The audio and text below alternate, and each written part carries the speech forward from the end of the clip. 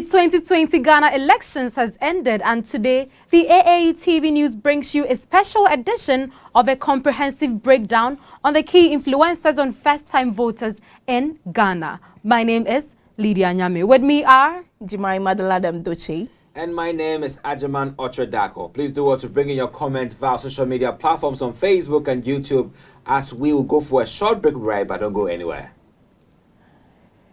Welcome to GTP Health and Safety Corner. Charging up goes a long way.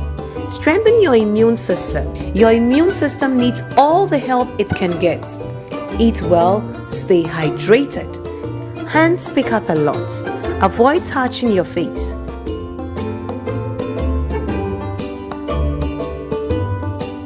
Your well-being is in your hands. Sanitize regularly. Stay safe. GTP, timeless.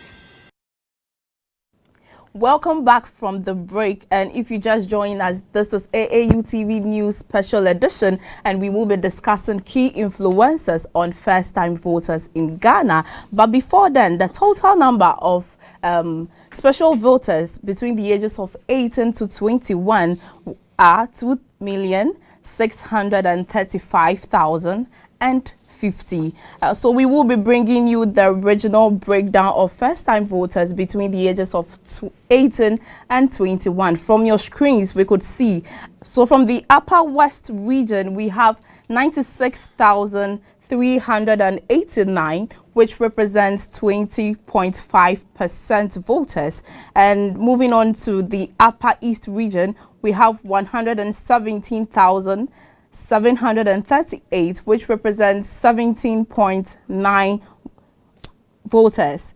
So moving to the Northeast region, we have 68,503 voters, representing 23.7. And also in the Northern region, we have 222,740, which represents 21.2. Lastly, from the Savannah region, we have 63,253, which represents 21.2%.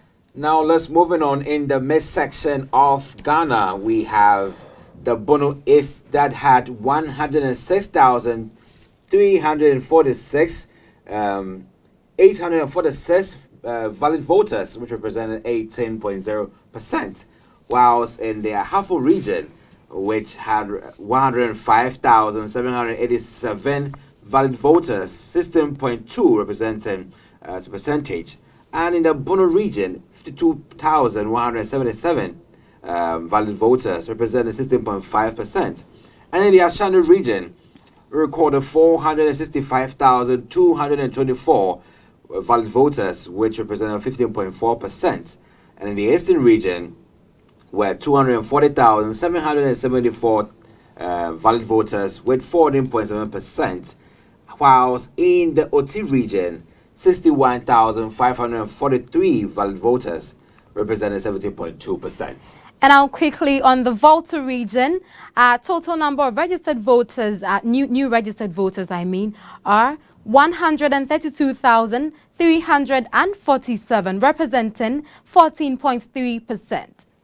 Again, in the Greater Accra region, total new voters are 419,318, representing 11.9%.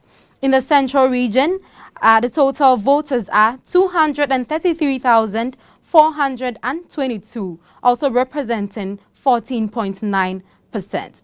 In the Western North region, total number of first-time voters are 74,712, also representing 15.9%. And finally, in the Western region, total number of first-time voters are 174,277, representing 14.7%. And the amazing thing here is that, whilst the whole of Ghana, right from 10 regions to 16 regions now, it's quite amazing that the Ashanti region had quite a huge number of first-time voters. Yeah. But don't you think that's understandable, because Ashanti region has a lot of people in it? No, I mean, arguably, that is not the biggest region in Ghana. The biggest regions are somewhere, I would say, the Savannah region. Yeah. Quite a huge place regards to the northern region. But that's true. These regions didn't record that much first-time voter within the age brackets of 18 to 21 years, whereas rather the Ashanti region, that means perhaps the Ashanti region has so many young people. Exactly, right exactly, and it's quite amazing. So we'll bring you more information on the top issues ranked by respondents. Taken over by Lydia. We'll quickly go through a survey conducted by the National Commission for Civic Education in September 2020, which dealt with top issues ranked by respondents. And among these issues were education, employment, health, and a lot of it. But in the chat, as has been projected on your screens, education tops it with 21.2%. But Ajaman, what do you think it is with education that has made it on top of the chart? Lydia, I must say that the first-time voters in Ghana, quite a great number out of the 17 million that registered this year. But regarding the biggest issue they regarded as education, now you know education is one of the biggest issues worldwide. Everybody wants to get a piece of education. That's true. In any way. And I want to say that education, its qualityness, and also its affordability and equityness of it is something that everybody was just craving for. So these first-time voters were thinking, how can we assess the state of education in Ghana with regards to how equitable it is, how quality it is, and also how affordable it is. And these are issues, these are criteria that they looked at. And within the ages of 18 to 21 years, these are people who are, let's say, primary school graduates, let's say GHS graduates to secondary school, senior high school leavers as well, and also let's say first year university students. So you see, these people are all about education, how they can make those grades in school, how they can also go to school, good schools, get good grades and pass. So looking at where they are and which age bracket they find themselves in, education is their priority. They've been taught to go to school. They've been taught to make school, find schools quite attractive. So if education is one big issue that they found in this election, then perhaps it is well deserved because they are within the bracket of education. Okay, so let's go back to the chat. And second on the chat is employment. So basically, aside education, employment is the next key thing that these first-time voters ranked as top issues. But Jemima, don't you think it is quite fascinating that employment follows education? I would say it's a good follow-up because after school, we all want to work. So it's good as a priority to them because after school, they don't expect to stay at home doing nothing. So their fight for employment is very crucial in their, since they are first-time voters. I think when they are done with school, the next thing is that they will work to fetch some experience and financial income for themselves. So it's very good. That's great. Adding to that, I remember some months ago, a young guy sent me a message and said, hello, big brother, I'm done with junior high school and I want a job. And I was like, you don't just start getting a job after junior high school. You don't even have a CV. So anybody who employs you, perhaps the labor law, wouldn't actually go up because you are not in the age of contract, so you can't actually get a job. But anyway, you can volunteer for something that would be more harsh for you. And it tells me that every young person within the age of 18 to 21 years will want to start making money.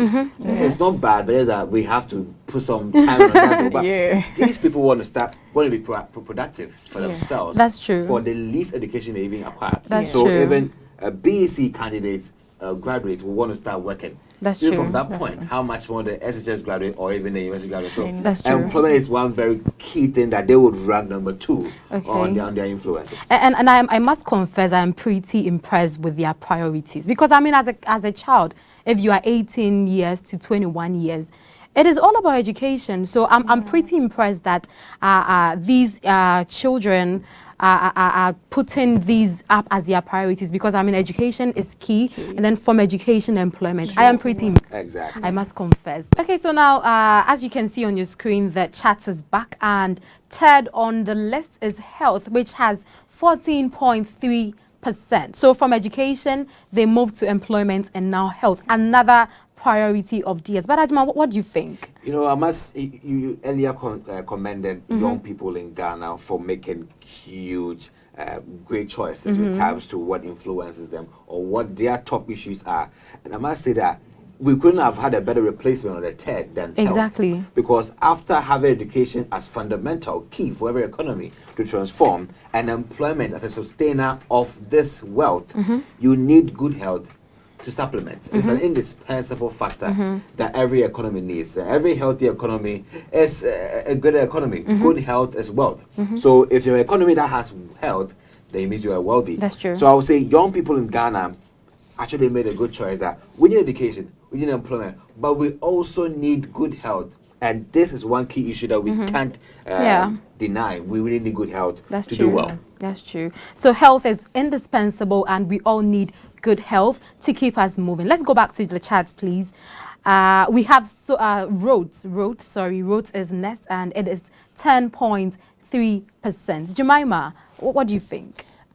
Roads, we need our roads, because our going out and then our coming in, we would need a good road to be able to go and come, because sometimes when your road is not good, like my place, when coming from home to work is actually like a journey, because the road is so bad, and sometimes you get to work and you are already tired when you haven't even started anything yet. So I think we need good roads that will help us go and come without any stress or any difficulties. So I think this one is a good priority, because even if you are going to school, you are going to the hospital, you are going to work, you will need road. It is the road on which you would pass. You know, Juma, I would want to come in. I am actually impressed with the road aspect, because it is sad how a lot of people die in this country.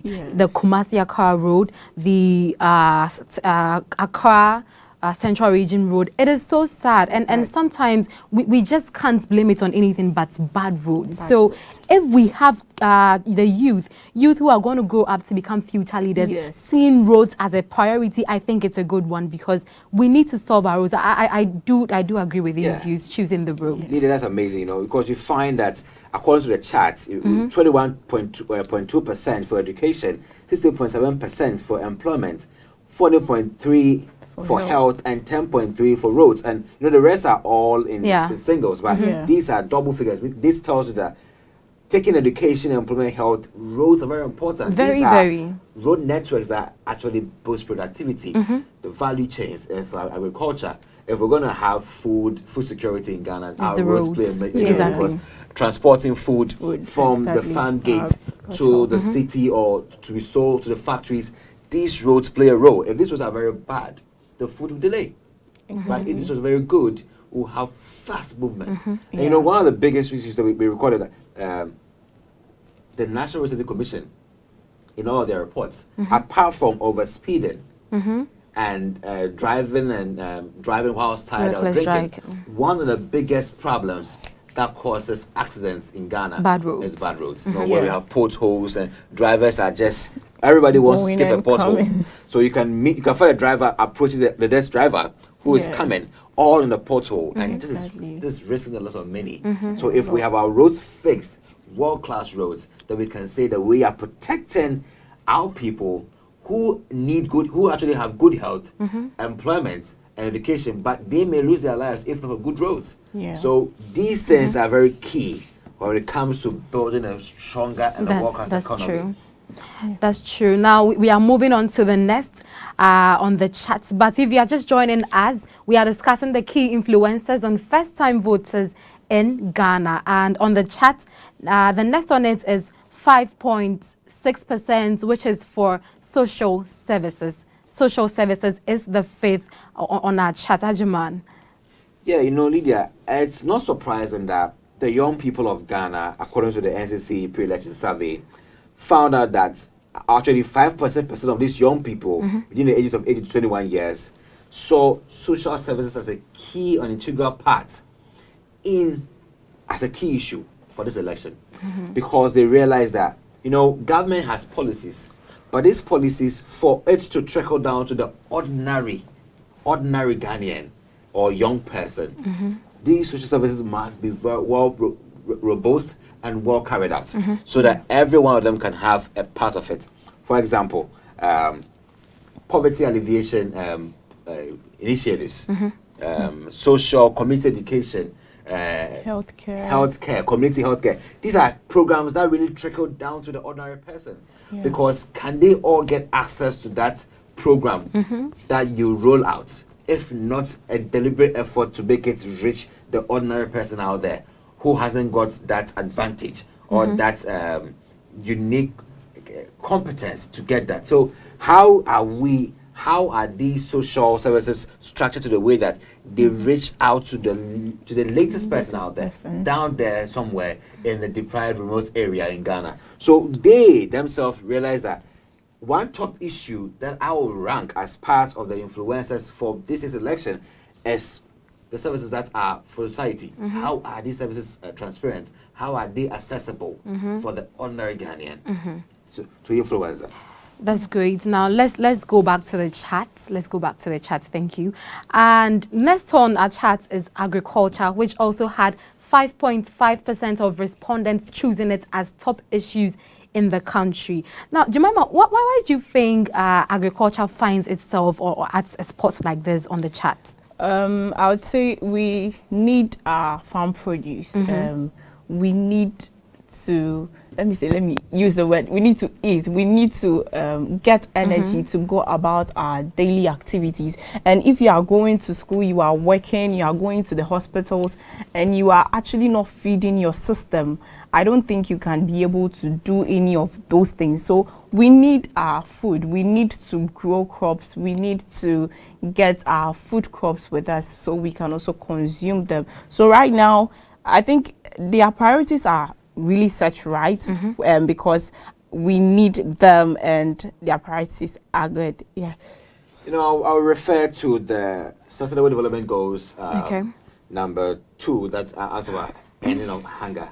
Right, it is one thing that we have to really work on. Hunger is something that we have to fight on. So by 2030, we should have fought the war against hunger, and that boils down to securing food. Food security is one key thing, and it's all about how is the country or how is Ghana building itself in terms of agricultural policies, because that's the backbone of the continent. The whole of Africa relies on agriculture, and Ghana also does. We have the fertile lands, and we have all the means to make agriculture ground based. And I'm not surprised that 5.5% of the young people in Ghana saw agriculture as a top issue to influence them to this election. They saw agriculture as one determinant for their vote, or perhaps to decide that we are looking at agriculture. Yeah. How has it been so far?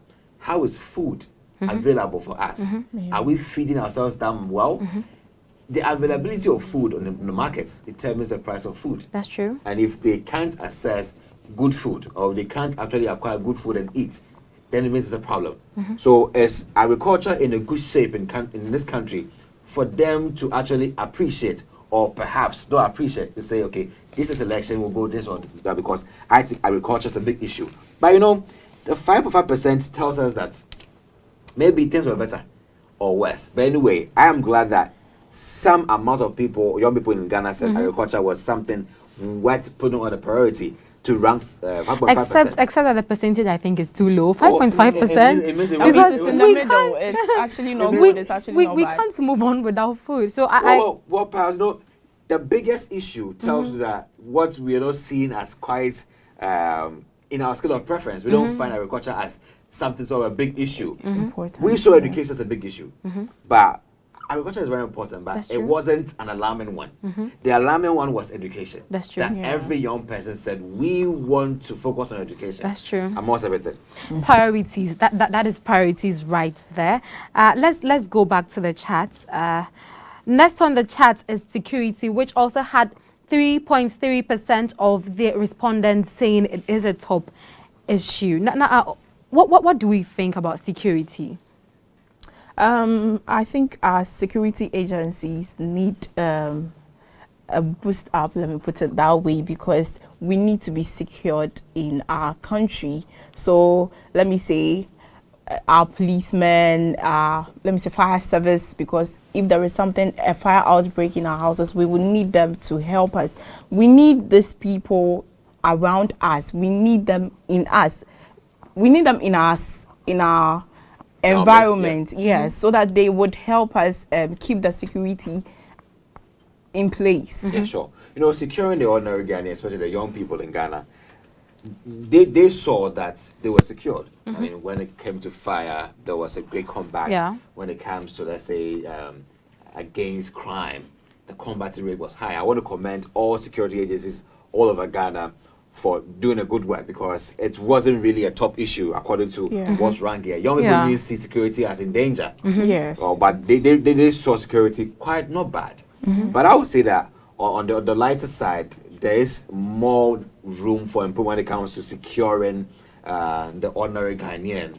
In many ways, the crime level was quite lower, but we had other issues about kidnappings and all that, and we need to big ourselves up when it comes to investigations and getting crimes to the latter, where we don't have people going away with crime, or let's say find their way out of crime, but we make sure that we arrest everyone who commits a crime in Ghana. That's true. And don't find their way out, because when we lose that, the people in Ghana guess perhaps lose less interest or less confidence in security agencies. That's true. I believe they've done a good job so far, and they should do well, or they should be supported or cushioned in one way or the other to help them fight crime to the fullest. I must say once again that I am impressed again with the children, or let me say the youth, choosing security here as a priority. Although not, it was just a few people who did, but I think it's a good one, because if should you meet a grown up and then find out from them what they think are top issues in the country, I doubt most of them would even mention security. But security is an alarming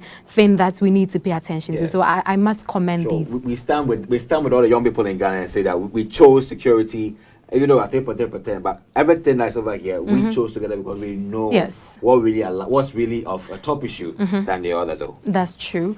Next on the chart is women and children needs. It also had 3.1%. Women and children need 3.1%. Ajima, why did just a few people choose women and children need as a top priority? Yeah, I want to say that, you know, everything that was chosen over here as a top issue in order, and with the number of people that, or the percentage of people who actually said it was an issue, tells you that not many people in Ghana, in regards to the youth, find women and children needs as a downplayed issue. Not really an alarming issue.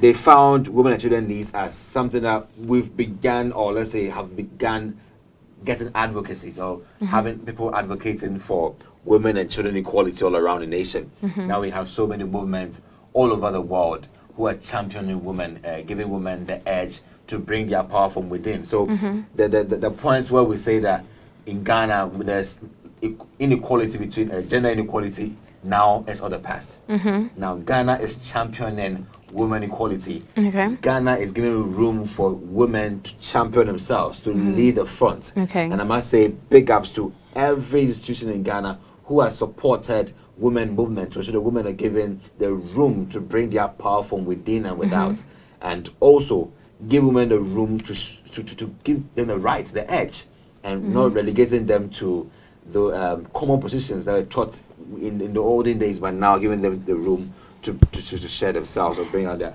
ability. Okay, great. Let's quickly move to our chat again. And the next point, I think, is an interesting one, a very, very interesting one. And it surprises me where it finds itself: economy. The economy has 2.9% of these. The economy has 2.9% of these new voters choosing it as a priority, as well as youth development and corruption. What do we think? Why do these youth think economy is not that important?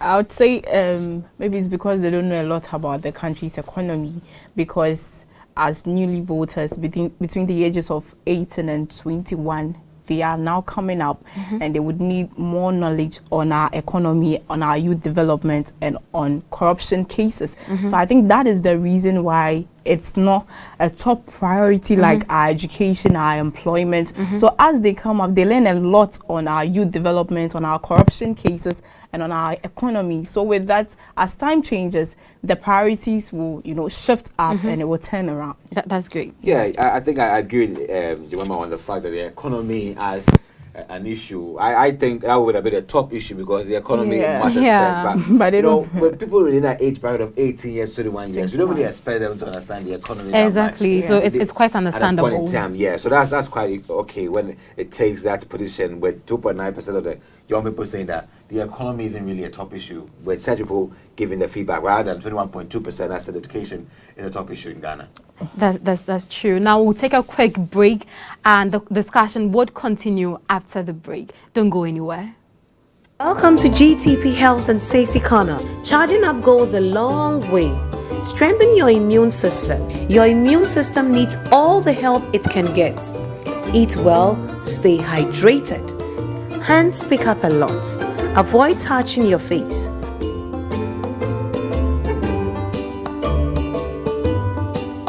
Your well-being is in your hands. Sanitize regularly. Stay safe. GTP, timeless. You're welcome back after the short break, and we're still on the top influencers of first-time voters in Ghana after the just ended election in Ghana, presidential parliamentary. And we're going straight into the key issues respondents say would influence their voting choice. So what were the key issues that respondents said influence their voting choice? According to the University of Ghana Political Science Department pre-election survey, which we saw on your screen right at the moment, you can see that there were a number of issues right there that were key in determining the choice that the young people in Ghana within the ages of 18 to 21 years would need to make their choice of a government. And the first one was the government policies. So 35.8% of the population who participated in this survey said that the government policies were really important and were the top influencer for them in this election. But let's now break it down. What about the government policies? They said, the young people said that we are being influenced in this election mainly on government policies. And we had majority of the people saying that government policies makes a difference and that would influence our choice of government. So what's the potency? What was the efficacy of government policies and what role has it got to play in influencing these young people?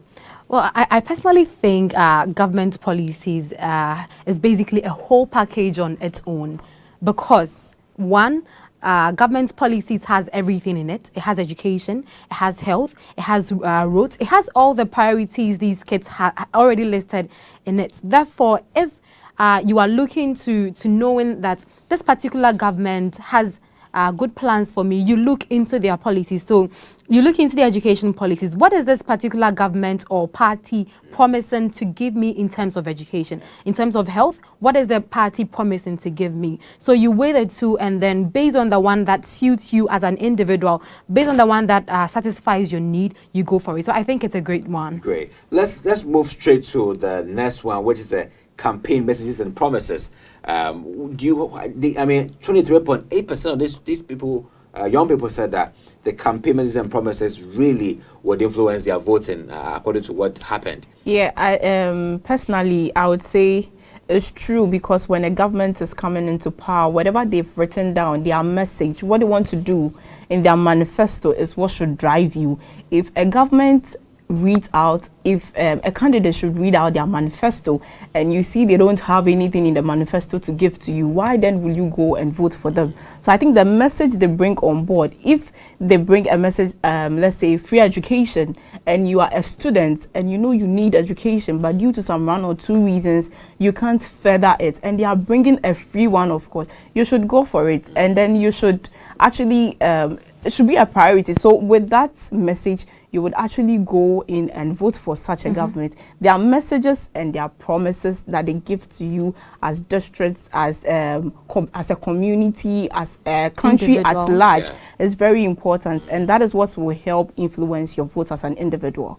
No, are you surprised, back to the chat, that 18.1% of the young people said they will be influenced to vote, or the actual vote to be influenced by party affiliation? Are you surprised by that? Not at all. I'm not at all, because I mean there are some people that you don't have to do anything at all to get their vote. They just all you need is to have their family support a political party, because there are lots of children who vote because their family members are NPPs, NDCs, CPPs, what have you. So And the gooms. and the gooms, and then right. So you don't really have to do. You don't need to do much work. There are some people who vote based on the region they belong to. So there's a perception that the Ashanti region is a stronghold of the NPP. So if you belong there, there are some people who make a decision based on that. Same as the Volta region, where the NDC has their stronghold there. So political affiliations, I think, also goes a long way in helping as well. Jemima, let's take it from the management of COVID-19. I think it reads in the chat that 8.2% of the young people said that they'll be influenced to vote, make their choice with regards to how COVID-19 will manage in Ghana. Are you surprised by the number of people who are saying this? I'm not surprised at all, because when COVID came in, you know, things were not as normal as they used to be. So right now, the individual will be looking at how the government or the presidential candidates, whatever they are doing to actually help. So right now, the people would actually look forward to whatever the presidential candidates have for them, how they are managing the COVID in this abnormal times, whatever things they are putting in place to keep the COVID from spreading. So I think this is a good thing that would influence one's vote to their right presidential candidates. Let's now look at how the economy was managed. You know, I think I will pair that with COVID-19, because COVID-19 actually affected a lot of economies in Africa. But with regards to Ghana, 5.9% of the young people said the economy and its management also would influence them. Do you think they are really they are right in the right direction to say that how the economy was managed on a whole, that's a great determining factor for their choice? Yeah, I think they are perfectly right, but still the number 5.9%, I still don't think is enough. But I mean, it's quite understandable, because perhaps they don't know how a country is run. They don't know how the economy goes a long way in helping the country and its management and also. But I do think it is really, really important. But you know, uniquely, I think that the government's policies actually go a long way to connect with the kind of management the economy will be like, because your policies are like pillars that the economy will be driven on. So if you have bad policies, the economy will certainly not be in a good direction. But if your policies are good, then you're going to be in a good direction. So even though we have 35.8 people saying that the government policy would influence them, it still connects with the fact that if the policies are good, the economy's management will also be perfect. And that would speak for itself. So 5.9% though is quite smaller, but they have a support of 35.8 people saying that the government's policies really go along with to influence everything. That's true. Now let's go back to our screens, and next is corruption, which also has 4% for corruption. Ajima, what do you think? You know, corruption, I want to say that they are right to say 4% within the kind of age bracket we know. Perhaps we have heard a lot, but 4% saying that corruption would influence their voting choice and not a bigger figure is questionable, you know, because a lot. I mean, in 2019, a study conducted by the Transparency International gave a corruption perception index for the government 2010 to 2015 and then 2016 to 2019, and saw that the average corruption index for the government 2010 to 2015 was 47%, and the government 2016-2019 is 41%. So it fell in the average. It speaks a lot, but even though I'm not the surprise, the shock here is that 4% of young people within the ages of 18 to 21 years. It's actually questionable. Yeah, we wouldn't be able to understand that much, but handling corruption is a key issue when it comes to their voting choice. But I mean, I respect their choice to the 4% who said that we will be influenced by corruption issues, but not the majority which said it's the government policy, because in the same way, your policies would show whether if you're transparent or you're not corrupt. That's true, but I do think that these we have this percentage 4% because maybe these youth or young people don't really understand what corruption is and how it affects a nation. So I think maybe moving on, the country could have ways of educating these children on corruption, just so and the next time that they would have to make a decision, they would make a decision based on how corrupt a political party is or how incorrupt a political party is. Well, for me, I think that beyond how corrupt or incorruptible, we're looking at the policies. Your policies are like your... Corruption goes a long way in affecting... These are your pillars. Your pillars actually tells how you succeed or not succeed. So if you have bad pillars, you break down. That's but true. If your pillars are firm, so your That's policies, true. But too much then corruption would also break it down. Oh yeah, but corruption is a menace that breaks down policies. So a lot. If you not sell true, you'll break down. Exactly. So I want to respect the 35.8 people who said that we actually are influenced by your policies. And I would want to raise in percentage when it comes to corruption. Anyway, they're important. Great. Let's quickly move to the strength of opposition and alternatives provided, which also had 2.6%. Jemima, why do you think we have this figure for strength of opposition and alternative provided? I personally think if the opposition party is able to sail through well with their policies and the alternatives they provide, they will be able to influence the minds of these upcoming ones within the ages of 18 and 21. So the strength of the opposition can also determine the vote they are going to give out, whether to the sitting government or to the opposition government. So it goes a long way to help. That's great. And in wrapping up with that chat, let's move to the two next categories left. That is other, which had 1.4%, and the American election, which also had 0.3%. Ajman, I leave it to you. You know, the American election is not so a bizarre factor right there. It also carries some weight, 0.3% of the people. I mean, the other 1.4% said other reasons, which we didn't know what other reasons were. But anyway, that's their opinion. Sure. But the American elections that had 0.3% tells you that to some extent, some people in Ghana really follow some the politics in other countries like the US and really believe that there's some similarity. But I must say that I bet you differ to the other because the American elections and how things are done, this is a federal state. We are not a federal state, so we can't really compare ourselves with the USA. And as well, I mean, their way of electing their leaders are quite different than ours. So if we don't have electoral colleges in Ghana, so how then can we say that we can live after or model after the US way of their election? Who they choose is who we choose. That's quite different. But anyway, they are still entitled to their own opinion over there. That's great. Now, as we're bringing this today's discussion to an end, I want to remind you that we had a discussion on the key influencers on first-time voters in Ghana, and in summing up, key respondents did mention that they voted mainly or based on government policies, campaign messages and promises, party affiliations, management of COVID-19, management of economy, corruption, the strength of opposition and alternatives provided, others and many others. Now, that is all for the news, and thank you very much for staying with AAU TV. My name is Lydia Nyame. And I am Jemima Daladem Doche. My name is Ajima Chodako, and I'm so glad you had time with us, spent time with us, a bunch of your comments on this discussion. I will be bringing you more comprehensive news stories next time on AAU TV News. Have a nice day and bye.